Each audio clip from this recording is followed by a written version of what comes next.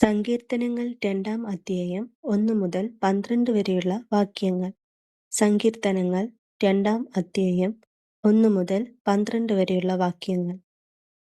ജാതികൾ കലഹിക്കുന്നതും വംശങ്ങൾ വൃത്തമായത് നിരൂപിക്കുന്നതും എന്ത്?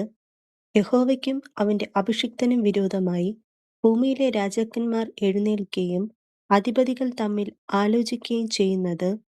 നാം അവരുടെ കെട്ടുകളെ പൊട്ടിച്ച് അവരുടെ കയറുകളെ എറിഞ്ഞുകളക. സ്വർഗത്തിൽ വസിക്കുന്നവൻ ചിരിക്കുന്നു, കർത്താവ് അവരെ പരിഹസിക്കുന്നു. അന്ന് അവൻ കോപത്തോടെ അവരോട് അരുളിച്ചെയ്യും, ക്രോധത്തോടെ അവരെ ഭ്രമിപ്പിക്കും. എന്റെ വിശുദ്ധ പർവ്വതമായ സിയോനിൽ ഞാൻ എന്റെ രാജാവിനെ വാഴ്ചിരിക്കുന്നു. ഞാൻ ഒരു നിർണയം പ്രസ്താവിക്കുന്നു. യഹോവ എന്നോട് അരുളിച്ചെയ്തത്, നീ എന്റെ പുത്രൻ, ഇന്നു ഞാൻ നിന്നെ ജനിപ്പിച്ചിരിക്കുന്നു.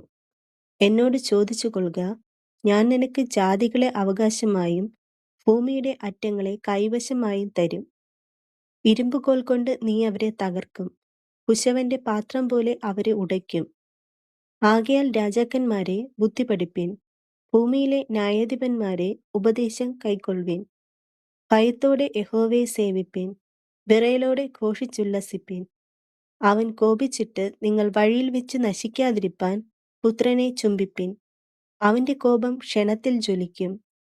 അവനെ ശരണ പ്രാപിക്കുന്നവരൊക്കെയും ഭാഗ്യവാന്മാർ.